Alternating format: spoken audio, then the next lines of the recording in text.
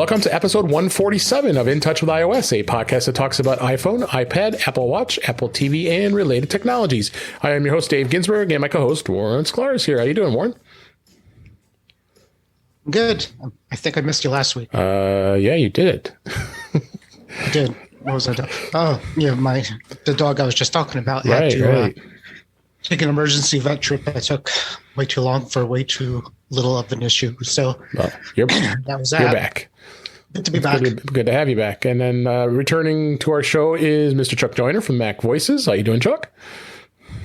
I'm doing good, David. Thanks so much for having me. Thanks for being here. And we did do for Mac Eyes Only earlier this week on Tuesday, our reaction time episode, and I simulcasted that in our stream this week. So you're getting two shows this week. You're going to get some more insights of what went on with the after event, and then you got to enjoy the other episode earlier this week, and of us reacting and me going ooh and ah when that M1 processor ended up in the iPad Pro, and we'll get to that just a bit here. So, but let's not waste any time here. We got lots to talk about here. So, as I said, the Apple event is here, and we'll not rehash everything, but we'll give you some good insights here.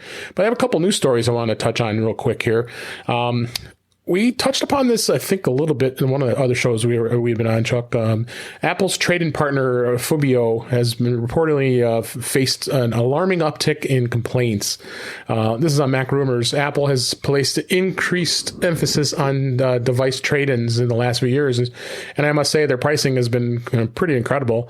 But the company has largely relied on third-party partners for its trade-in program, including this Atlanta-based outfit called, I believe it's pronounced Phobio, in the United States. And many customers have been satisfied, me as one of them. I traded a couple things in, and it was reported that there was a quote-unquote alarming uptick of online complaints about Phobio in the last few months. Appearing that the common thing, a MacBook or an iPhone that appeared to be in perfect working order, but only the device to have unexplained issue after being mailed in to them for inspection. I think the particular one was they said that a MacBook had been perfectly fine, and then they said it had damage, and I think an iPad had some specks on the screen which you probably would never see, and they rejected it. Chuck, what do you think? I'm not too keen to thinking this is much of a big deal, but it's always good to be aware of it. Yeah, I've done several things through Phobio, the trade-ins, and it worked exactly as advertised. Yeah. And so, this is one of those things that, I take nothing away from the people that had issues, but I'd love to see some percentages, as far as how many devices were traded in versus how many had problems. And I would have to ask that question. In fact, the funny thing is, I was just looking at trading in something else today, and I would not have any hesitancy about doing it since I've had such positive experiences. You know what? It's like going to a restaurant. If you get one bad meal the first time you go to a restaurant, you don't go back. If it's the fifth time you've been into a restaurant, you might not go back. So that's I'm sorry for the folks that have had these issues. You'd like to know a little more of the background, but I'm not prepared to condemn. All I can do is provide my experience, and it's been very positive. Yeah, me too. Warren, you've had experience with these guys in trade-ins? Apple has a few of them, and I don't know. Do they actually tell you which one they're dealing with at that point? They usually do, and it's most of all the ones I've done in the last at least year or two, it's been Phobio. Okay. I remember doing a couple trade-ins, but I don't remember seeing a specific vendor other than Apple on receipts. But so I don't know where it went, to be honest with you. I've done a few trade-ins with Apple in general and never had a problem. I have dealt with places online things where they said it was in worse shape than I thought it was. Yeah. But, we worked it out. I think at worst they send it back to you. The story says, they will buy it because they don't like it. But I think some people are saying their computers came back in worse condition than when they sent it, which is, kind of a he said, she said kind of thing. Yeah. So, I would just basically agree with Chuck. I think Apple will keep an eye on it, but I don't think it's a big deal. I had a family member that had she traded in an iPhone 8, and I hadn't realized, I guess the camera had stopped working. So they did an inspection where they promised $120, but then they came back and says, no, we found the camera is not in working order. So they dropped it to $30. And for them to waste time, send it back, I'll take the $30 and move on, because the phone pretty much is, worthless at this point, unless I want to put any money into it to repair the camera. So we move on, but that was fair. I mean, if I didn't want it, they would have happily just shipped the phone back with no charge. So, but just buyer beware. Just be aware that when you're trading things in, to make sure that you're aware of what the condition is before you send it in. David, I think that's a great point, and I don't want to skip over too much. Maybe if you have concerns about something, you've got an iPhone somewhere, so take some really good pictures, some high quality pictures of everything. Test the basic functionality. I mean, because all of them ask those same questions. Does it work? Does it have any issues? 1, 2, 3, 4. And you can't check everything, but check the basic things and be honest with them. Because, if you're honest, then you have your expectations set, they have theirs. I've had a couple things, not with Phobio, but where I felt like, okay, there's some moderate wear on the keyboard and all, and I put that down. And then I turn around and they actually send me more than what I was originally quoted, because they were evaluating it less harshly than I was. But I would document the daylights out of anything if you have concerns. If you do have concerns, absolutely. So, all right, let's move on to one last story here, and this is actually the post event here. Greg Joswiak, who's the leader of marketing from Apple, said today, and was asked. He was actually interviewed. I believe it was today as we record this. Of course, they introduced the iPads, and we'll talk about that in a minute, and the Macs. People are asking. One of the questions was asked of him was the fact of now the use of the M1 chip that's going to be in the new iPad is led to speculation whether they're going to be merging the iPad and Mac lineups, and he flat out pretty much said absolutely not, and they're trying to make the best products in their respective categories. Chuck, we've always had this debate, whether is this an iPad? Do you use your iPad as your primary device? Can they run Mac OS? I know we were talking about this on Mac Voices Live, but Jim Ray was saying, well, I want Mac OS on an iPad. Do you think it's going to happen? I'm kind of skeptical. I don't know. I'm ready to slap somebody about bringing this up constantly. It really is. I guess you're catching me at the end of a busy week, and maybe I'm getting grumpy or something. But it's like, would you people please just evaluate the products as they are and stop wishing for, yes, I would like a transporter and I would like, a Ferrari. It's not going to happen.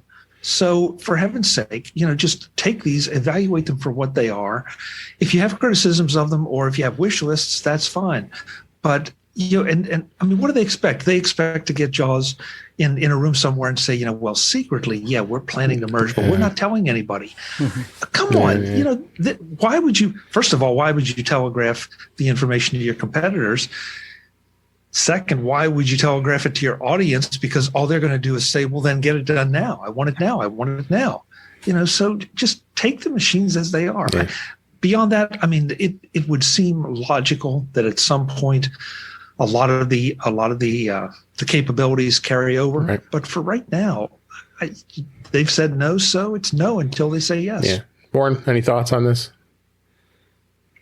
Apple's going to want to have as many devices in front of your head as possible, and they're not going to want to merge their products to right now their product line is selling. Their Macs are selling, their iPads are selling, their phones are selling, their watches are selling, and these glasses that you'll put on your face will sell. So everything that's strapped to your body is selling. So maybe when one of those categories dies out, maybe if like the tablet becomes less popular for whatever reason, they'll start considering merging them together. But right now they're all making money. So I'm sure they're trying not to do that. Yeah, no, That's a great point, Warren. And, Apple has never been afraid of cannibalizing their market for another market as long as they're in that market. And so, I'm not sure, what would happen if an iPad did take over or to run Mac OS? Which would cannibalize what? Well, if an iPad ran Mac OS, then it's not an iPad anymore. It's a Mac, right? Because an iPad's just a screen at that point. So, I mean, if you have a device that could run iOS and Mac OS, is that if that's where you're going at, maybe they're kind of going with that with the new M1 Max, where you could start running iPad apps on the Mac. Yeah. So the technology is there. Apple could make one device that runs both operating systems. They could make one device or they can make one operating system that merges to both together.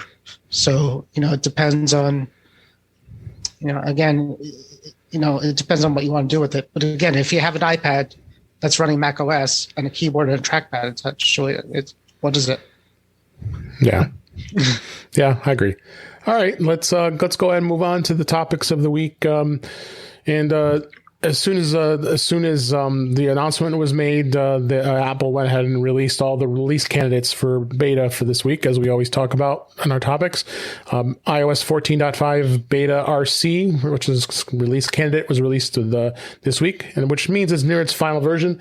And usually I give in, which I did, and I did install the release candidate on my iPhone and my iPad already, and yeah, I now see what I've been missing with the ability of being able to unlock my iPhone with a mask on. So I'm pretty excited to finally have that. I know you've had that for a while, Warren, and don't have anything else to say about other than great things. It is pretty awesome that it just unlocks. I would have been mad.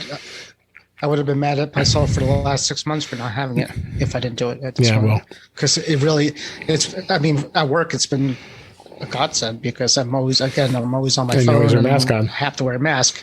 So, I mean, for me, just being able to unlock my phone every time, it's great. In fact, I think even our friend Brittany, she doesn't normally go into with the beta, and she installed it because of her wanting to be able to unlock it with her mask. So I see what everybody's been missing, but I'm not one to really dive in it. When it gets the release candidate in GM or Gold Master, then I'm pretty comfortable to pull the trigger on it. But you could just wait a week. But usually I don't. That's when I give in. I mean, I just don't want to be on the beta cycle throughout the whole time. I let you do that so you can tell us what your experience is, Warren. Well, the last beta cycle, it was long.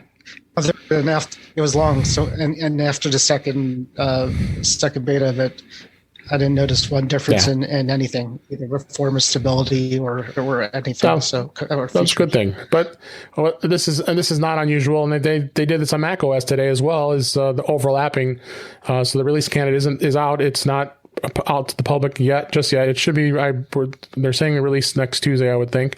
But then iOS 14.6 beta 1 has been released, and we've now are going to start testing on that. Right now, I don't see any. Did you upgrade, Warren? I'm assuming you did.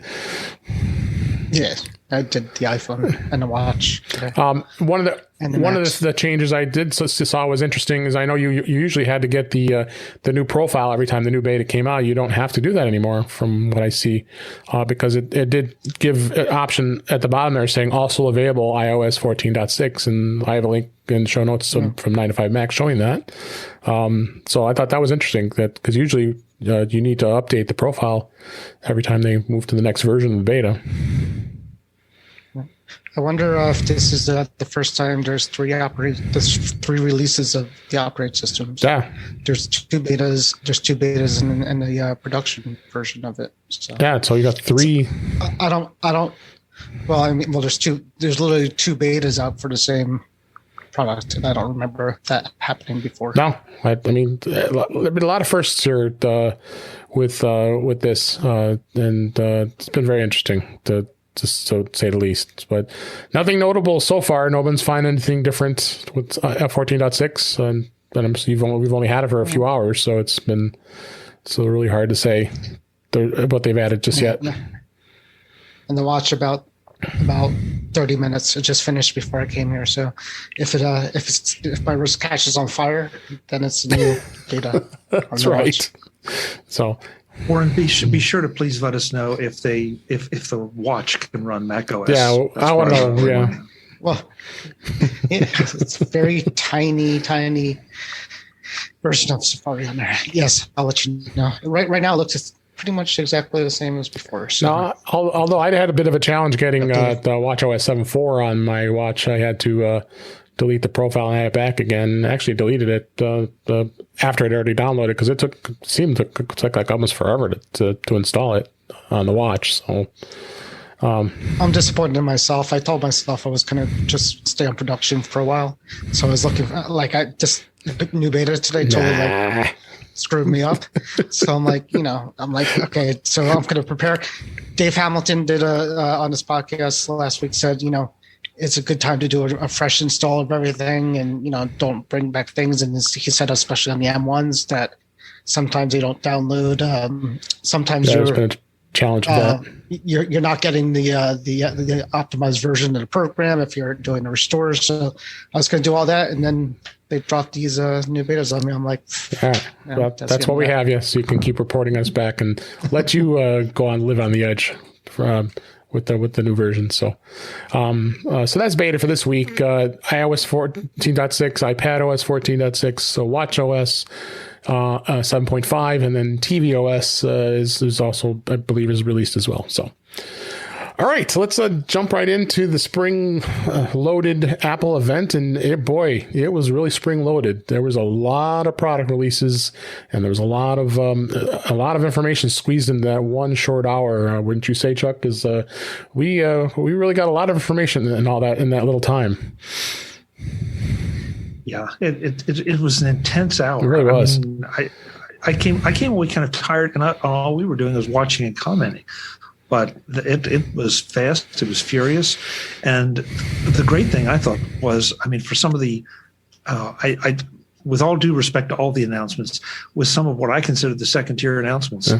You had questions about them, but you didn't have time to really contemplate them because they were on to the next thing, and you had to pay attention or you were going to be lost. Yeah, they were. So, so I've got a full list of show notes in here. We're not going to dive deep step by step on every single thing, but we're going to come up with some high points here. Briefly, I'll just mention the two things like you said, they just skimmed over. The first one was the Apple Card now supports Apple Card Family, where you can have your spouse merged with your account and allows you to be able to share both credit lines, be on one account, and not have to be separate and still help your credit. The credit limits will be merged, and then your APR would be you would get whichever of you had the lowest rate. And then they're also working with it as far as the family sharing plan. If you decide if you have kids and you want to be able to give your kids allowance to use a card, you can do that and be able to add that as well. So I thought that was a cool thing that they did. So. And did you have any comments about that at all?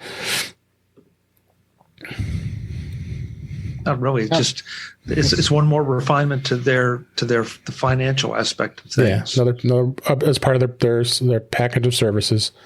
And then the next thing was podcasts. There's new podcast subscriptions. I have a link in the show notes to the actual news release from Apple. So starting in May, they're going to allow listeners in more than 170 countries and regions sign up for premium subscriptions that include a variety of benefits curated by creators such as us. Such as ad-free listening, additional content, premium stuff. So, of course, Apple's going to take 30% cut to start for the first year and then 15% after that. So, I'm not sure where we'll be with our podcast, but I think this is going to be a pretty exciting thing here. A lot of notes, people making suggestions of what they think this is going to do. You, Chuck, as being a podcaster much longer than I have, what do you think of this? Do you think it's something that you might be exploring? Have you looked at it yet? I have not looked at it in depth, David. That's going to be one of the things I do over the weekend because I want to understand this completely. Yeah, I haven't spent much time there. There's so many questions, and even the people I've talked to seem to be confused because some people think it's one thing, some people think it's another. I'm certainly not opposed to it. I think anytime you can be associated with anything that Apple does is a good thing. At the same time, you got to figure out, do you want to charge for your podcast? How do you want to charge? Do you want to create a new show? Do you want to create bonus content?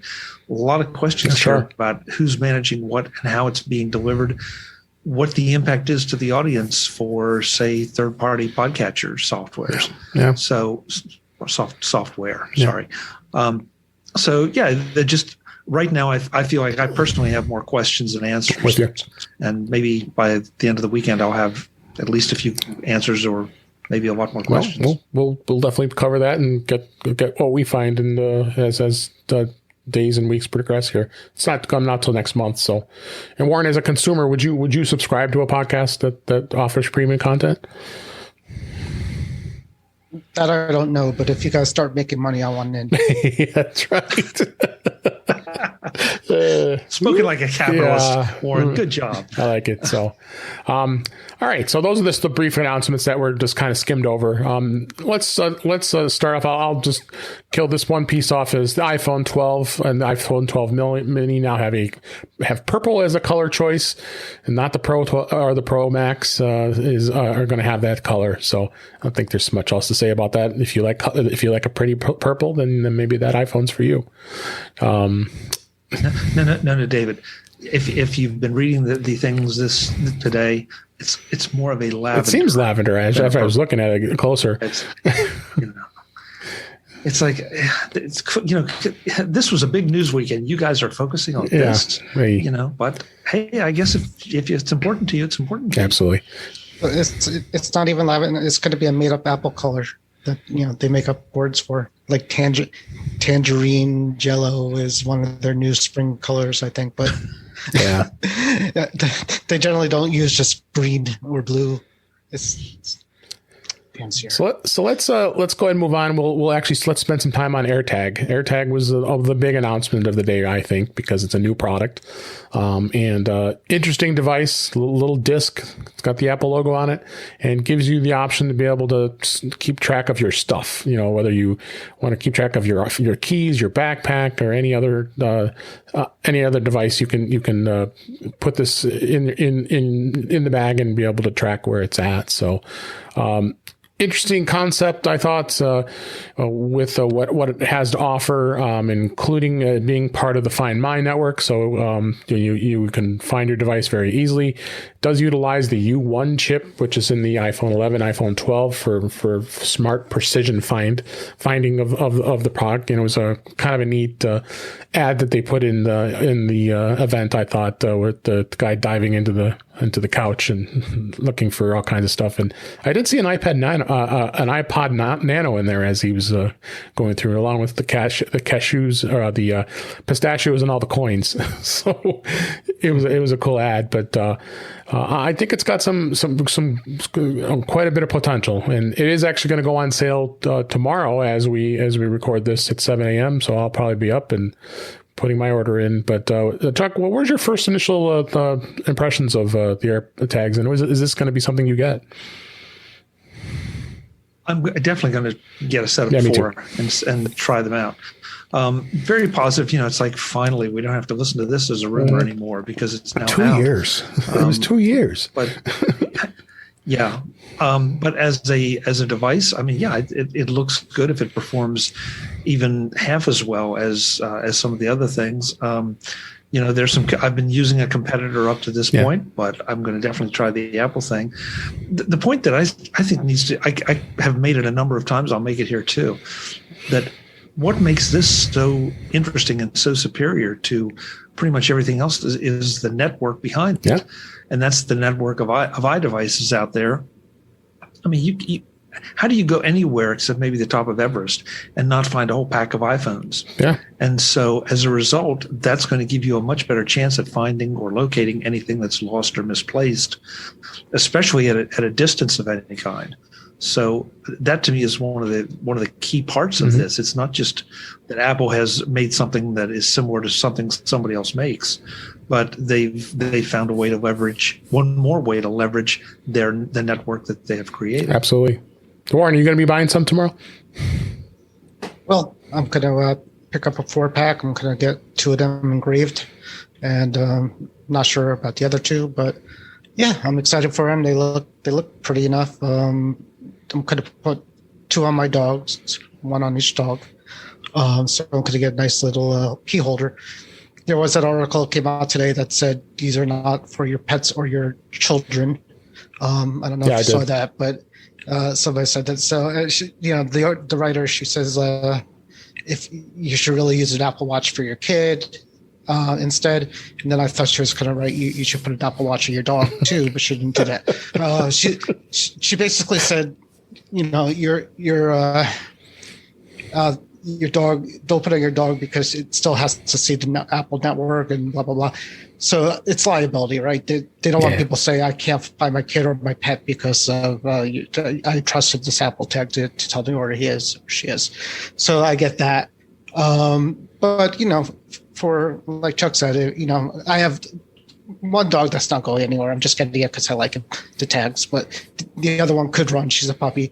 And, I've tried a few things. I got a Samsung GPS tracker that kind of works, and I got a free year service from something, but it's huge, and she doesn't like it, so she wouldn't wear it.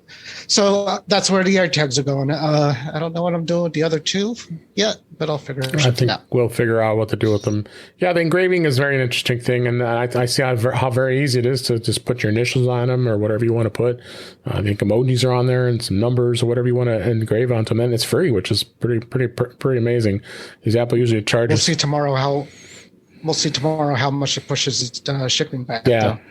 Because I could see them, engraving ships 2 weeks later. Yeah, I may get two without, but if they sell them as 4-packs, they may not ship them separate. So I doubt it. Yeah. Or maybe I'll just not get anything on them, and just if the next batch I'll put them on there. Skip the engraving. I need it now. Yeah. See, these I could actually wait another 2 weeks to have them engraved. I don't need them. Yeah. Oh, yeah. We've lived this long. The Tile was the other competitor we've been talking. That's been talked about to death. About they think they're being Sherlock now, and that Apple is taking their business away, and blah blah blah. So, but whatever. That's the way it goes. It's competition here. Unless you have a thought on that, John. I'm intrigued by the two of you. About the engraving. I guess I can see it as a way to. The only advantage I can see is that these things pretty much look all the same, right. Obviously. So the engraving would help you if you did 1, 2, 3, 4 or something like that. Yeah, that would make perfect sense, so that you knew which one was which. Beyond that, I don't know. I mean, this may shock you, but I'm not a millennial, and sometimes I wonder about some of this stuff. Is that where it's aimed? And that's not a slam at all. It's just I can't get excited over having a little robot or something engraved on my iPad, my AirTag or anything. Well, I think engraving is a generation before us too. I mean, I don't think the millennials are big on engraving at all. I picture things remembered and people going into the store and getting everything that's engraved. Going back a ways. Right, exactly, and that's not our generation. That's the next one, the one before us. But but as you said, I think it's just a cool little thing to add to the tag. I wouldn't go around engraving. Yeah. You could engrave your iPad right on the back of it. You could put something on it. I've never even thought about doing anything like that. Yeah. Never. For many reasons. Never. So and one the biggest reason is because if you sell it, nobody's going to buy it if it has your name on the back of it or something else like that. Well, they might, but they might hate it.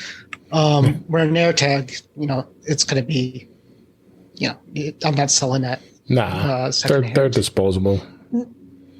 No, but you may want to consider whatever it is. I mean, whether it's a number or an emoji or whatever, just to be able to differentiate which one is which, for purposes of battery replacement or whatever. Right. I replaced the robot AirTag, last week, but I replaced number 5 or 4 2 weeks ago, so there would be a benefit to that, and since they would have to have some kind of identification, why not give people an option? But I'm with you, Warren. It'll be interesting to see if getting an engraved one or embossed or whatever it is pushes the shipping back. Yeah, we'll try. I'm gonna be up early morning, 7 a.m. Central, 8 a.m. Eastern, to 5 p.m. a.m. Pacific. They're going on sale tomorrow as we record this on the 23rd. So. Are we going to say Are we going to say shipping times are increasing as the hours go along? Does it see supply good on these? Or I bet they are. think? I bet there's a good supply of them. I can't imagine. I mean, they're small enough items that they're easy to manufacture that they made a whole ton of them. So they know that people are going to be buying them like crazy.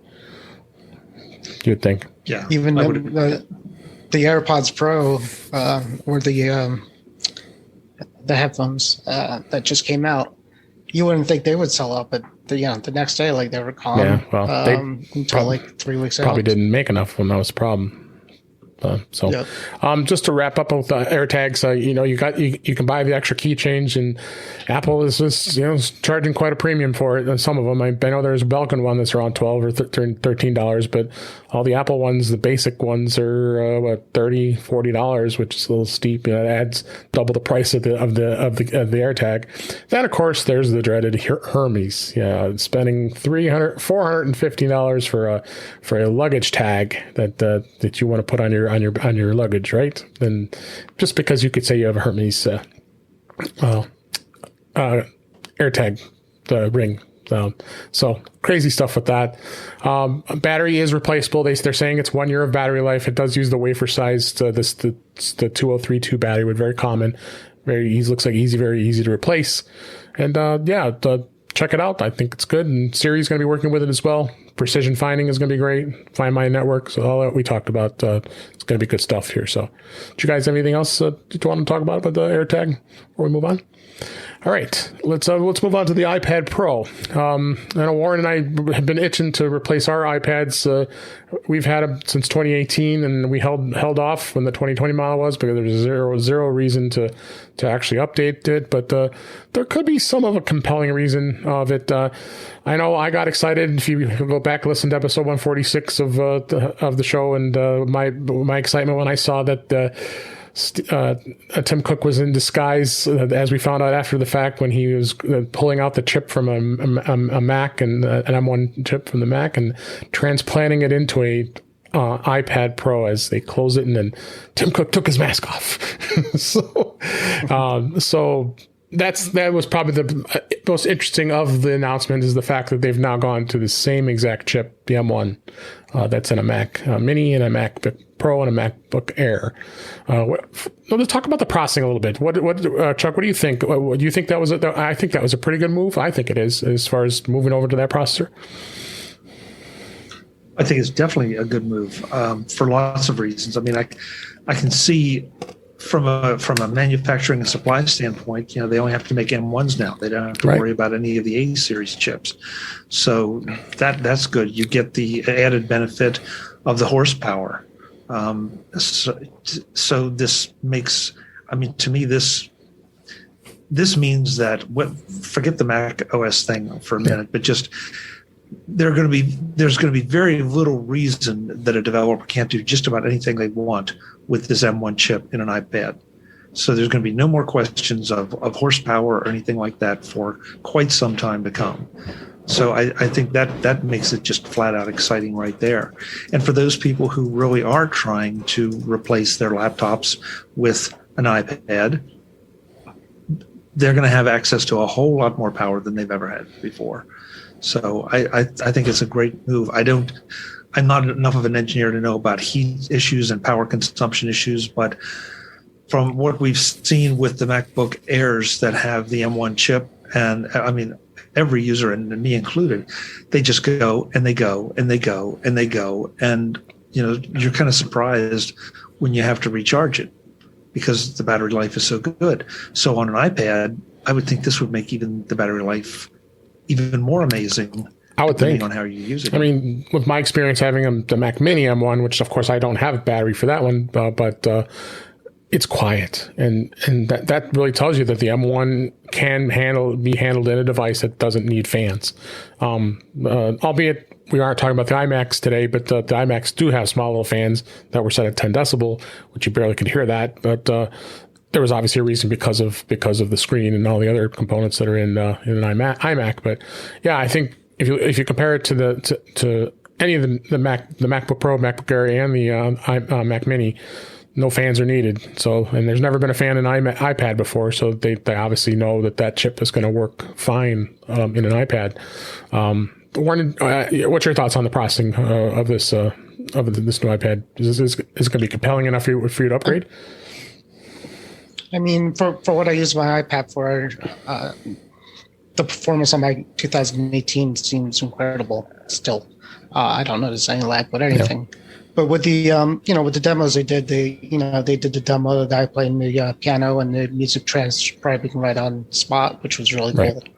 They also put the iPad on a tennis court and it could tell you if the ball's in and out. So I'm assuming they're going to hopefully come out with things that are more real time like that. And if that if it could do cool things, like the other one can't do as far as like real time captures and real time activities, and it might be worth it. I guess my answer is with the existing software and apps that are out there now, I don't see any reason to go to the M1. I would hope to go to the M1 for what they can possibly end up doing with it. Yeah. Well, a couple of things now as far as the same sizes, and I'm kind of pleased with the fact that the 11 and the 12.9 are exact same dimensions. So the cases we have, the Magic Keyboard is fully compatible that we both own. So you can get that. In fact, I had another case I looked at. That was the floating case I got, the float. From Kickstarter, that was compatible to the new one. So I've got two good cases, and the fledging that I have too. I just made sure that then they backwards compatible that one too. So you got some good case. If you have cases already and you're in with that size, then you're in good shape. Really, the compelling reason to move up to the 12.9 is the XDR, the liquid retina display. Now, it was incredible. I mean, just to seeing the color and the size of that 12.9 was just pretty amazing. But I just don't think it's in my wheelhouse is something that I would want. I really like the 11 for having it as a supplemental device and being able to travel with it and not necessarily want to bring my Mac with me because I have a MacBook Pro. So, Chuck, what do you think as far as the screen goes? Would be something compelling to you to move to a 12.9 iPad?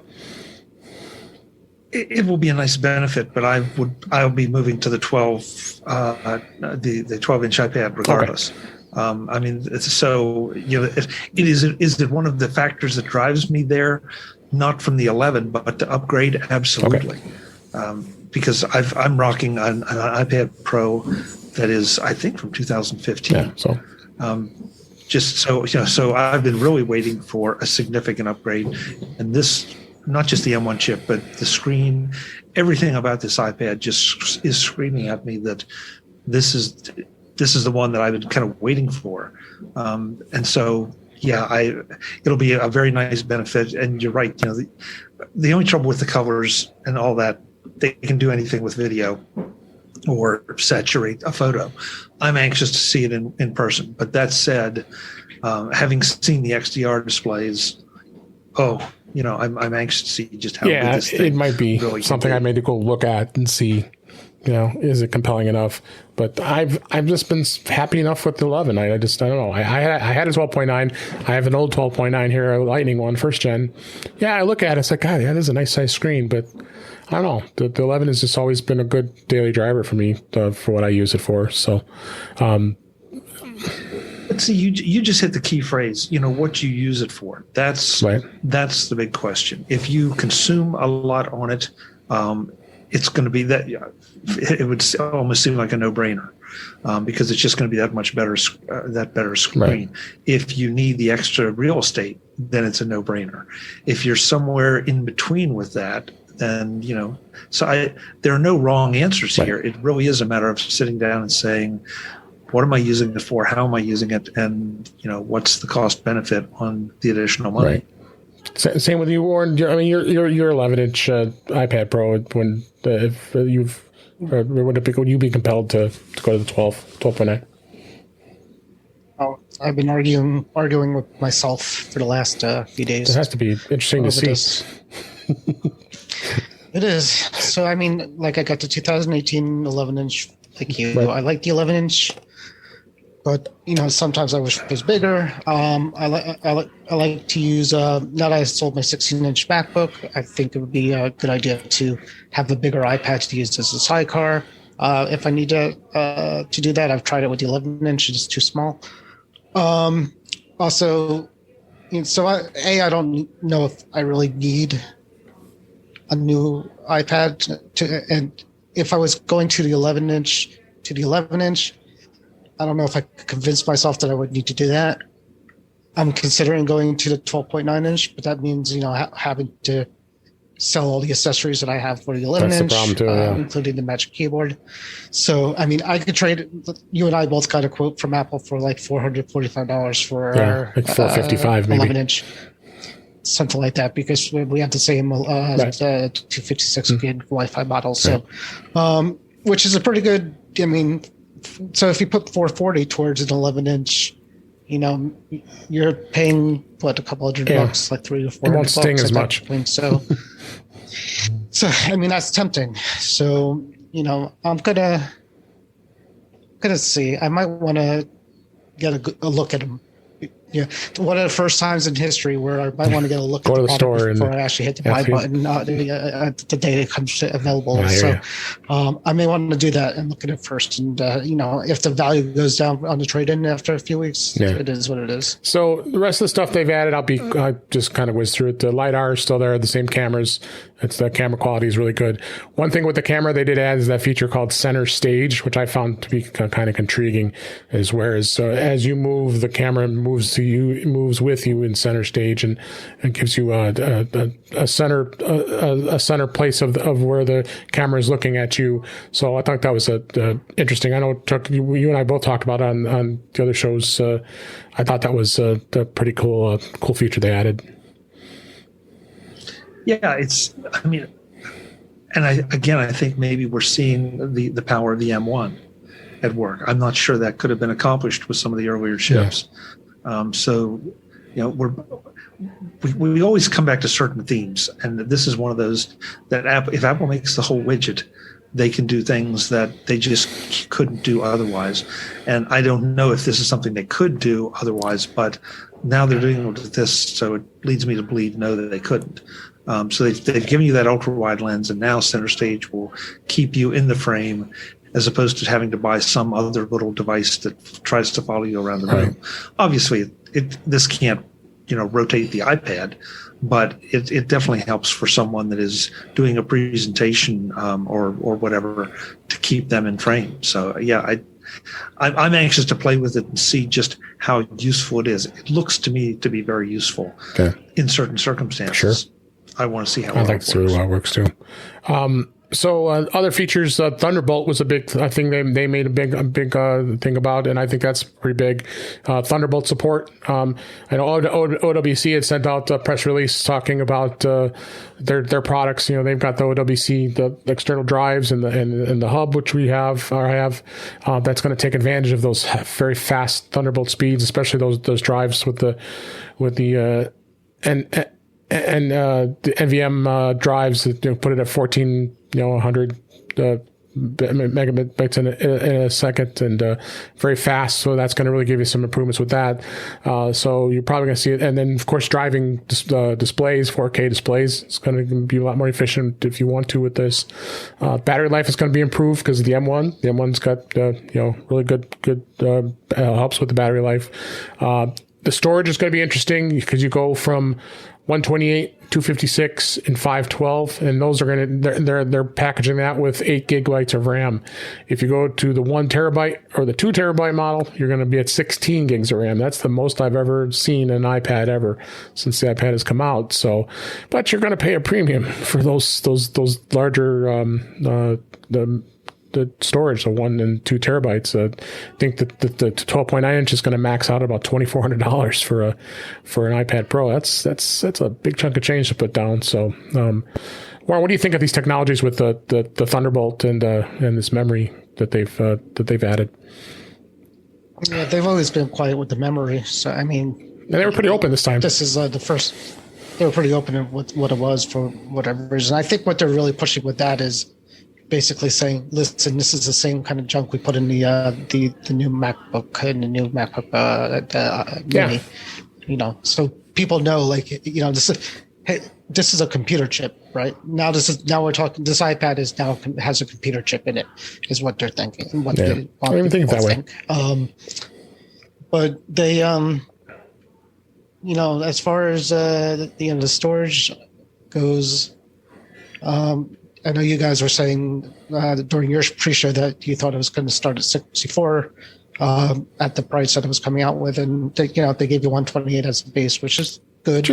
And you and I have talked about reasonable. Yeah, you and I have talked about what our sweet spot is, and we're pretty much at 256. But sometimes I wonder if I could get away with 128. And just kind of not download my photos onto it or whatever. But yeah, I mean, the specs, it's going to be fast, and I don't know what the memory is going to mean for an iPad. I don't know how that matters, because technically you can't really multitask, and it supposedly freezes one application when you swap them out. Yep. So what that memory is going to do, we'll find out. Yeah, we'll wrap up with the Magic Keyboard. They had the space gray, the gray color, and now there's a white colored Magic Keyboard. 5G is going to be available. They did add more money to the cost of adding cellular. I think it's now up to $200. So that adds to a premium if you want to have a cellular version, which will be 5G. And I just let me just stop you real fast with that too, because I just want to add to that that cost thing. There's a thing. There's T-Mobile, AT&T, and Verizon are offering up to $200 when you activate it. And I looked at this today. For T-Mobile, you have to buy. It's on a subscription. It's pay as you go, $25 plan. Right. So you're actually getting the $200 back pretty quickly, and from it. So it's not a bad deal if you want to think about doing that, or getting free cellular for a couple of months, 8 months. Yeah, I'm fine because I always have my iPhone with me. Just use my hotspot. That's why I don't ever buy the cellular version. Me too, but I mean, if it's almost free at that point, you might as well kind of do Chuck, it. you buy the Wi-Fi version too? I buy the Wi-Fi version, and I guess I hear you, Warren, as far as getting the money back if you had the need for a cellular iPad. Right. But if you really don't have that need, then I'm with David. The hotspot is almost as good. Oh, I'm never. Yeah, I don't say I need it. I'm just saying I would get it if it's almost, if they're giving you $200 to get it, But you're still having to give that $200 back to them in the subscription. Right. That's my point. So it still ends up costing you more money. Yeah. But if you have the need, then that's it. And if you're, this is a machine you're going to hold on to for a while if you're going to spend this kind of money. So, it may be one of those things that help maybe in a year and a half or 2 years, if 5G is much more widely available, maybe I have to eat my words that, I should have gone with it. But up to this point, I have not been unhappy with just tethering to my phone. And I think there's the different 5G bands. I did not get a chance to read the article. I came across our friend Andrew Orr on Mac Observer just wrote that article about the different 5G systems that are available out there. So we'll bring that up on the next week's show. Yeah, so there's going to be a difference in the 5G. So, but anyway, let's wrap up with the iPad here. I'll just finish off. New speakers, 4 speakers that are in there. Sound's going to be amazing. It's got 4 microphones. So if you ever just use it for recording and having, if you have a Zoom call on, the microphones are going to be really good. And then it's still supporting the Apple Pencil 2, so the second gen pencil. So I think we're in really good shape here. So anything else, you guys? The rumors are off. Yeah, the rumors are off, right. So. On the pencil. Oh, yeah. Oh, yeah. They were talking about a Pencil 3. Apparently that isn't happening. So, but let's go ahead and we can wrap up the show here and this bring us to the end here with the Apple TV Plus. Apple TV. I was shocked. I was kind of shocked. I didn't expect. Apple had not touched this Apple TV for almost 4 years. So they really hadn't done any upgrades on it. They had the Apple TV 4K, and then they have the HD.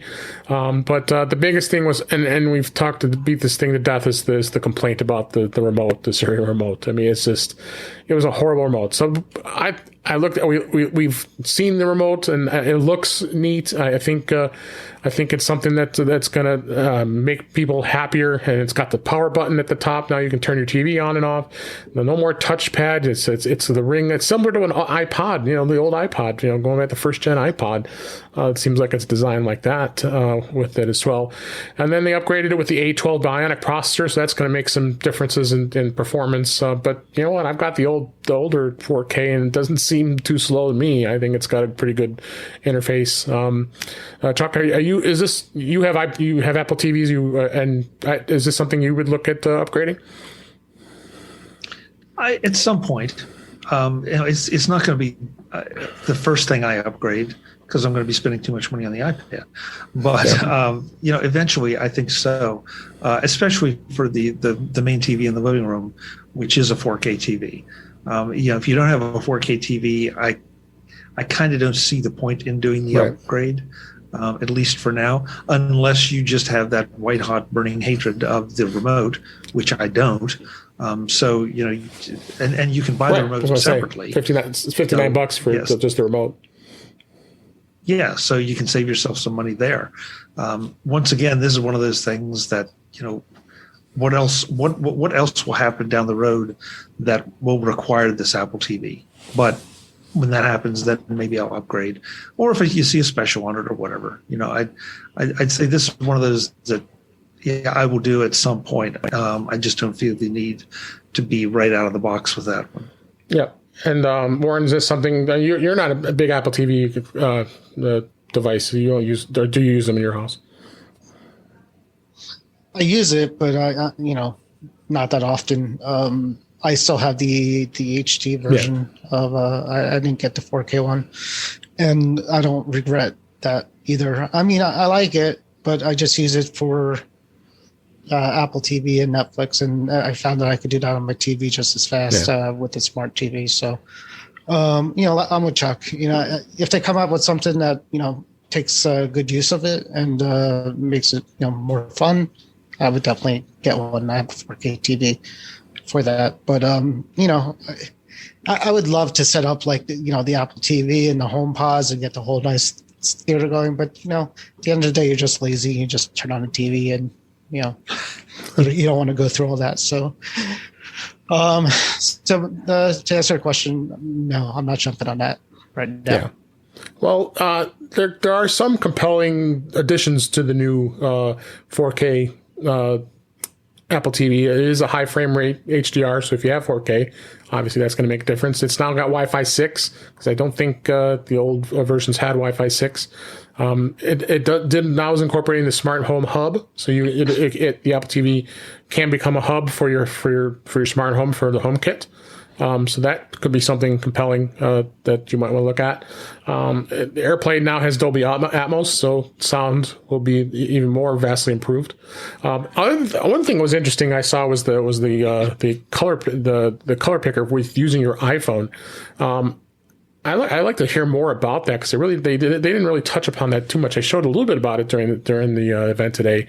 I don't know, Chuck, if you saw anything with the color balance. I'm sorry, it's called the color balance with iPhone, doing color balancing with your TV. I'm pretty interested in seeing it. I don't know what your thoughts are on that as far as what that's going to do. Same thing, David. I'm anxious to see what the result is. Because I've been through, balancing audio speakers, and sometimes it does make a huge difference. Other times it makes no discernible difference. If you're a video geek, then you go through, once you buy a new TV, you go through all the settings and all these machinations to make sure that you've got the color balanced. And sometimes at the end of the day, you just can't see the difference. So the fact that, first of all, this may or may not make a difference, but from what we saw, it looks like it'll be very easy to just say, okay, I'm going to do it and see. And if I don't see a big difference, then I haven't wasted, 2 or 3 hours. And if it does make an appreciable difference, then even better. So once again, Apple is leveraging one piece of their hardware to improve or at least facilitate another. And they have chosen not to make their own television device, but it sounds like now they've found a way maybe to improve everybody else's for the Apple TV experience. Yeah, absolutely. They've already added this as part of tvOS. I'm glad to see that you can actually set up, if you have multiple folks in your family, you can have your own profile, so you don't have to, be using everybody's profile. It's like, oh, why did you watch that? I would never watch that. And so now you can keep your profile separate, which is a good thing.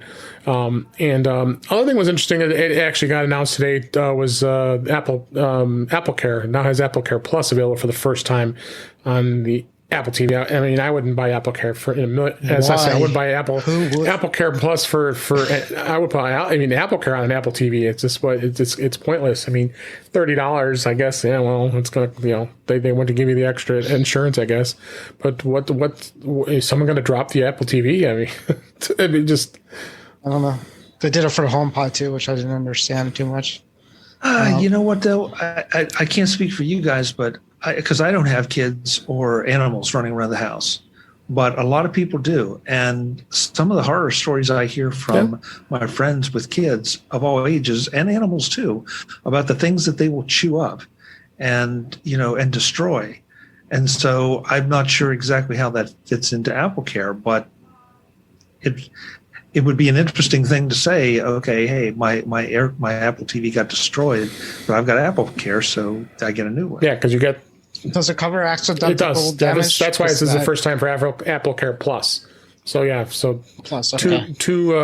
You get 3 extra years of protection, and then you have 2 additional incidences of accidental damage. Yeah, I could see it falling off of a shelf, or like you said, an animal might hit it, or but I think this is going to be something that maybe somebody would think of. I mean, it's $29, so. I mean, you buy a new one, it's $179 or $199. So,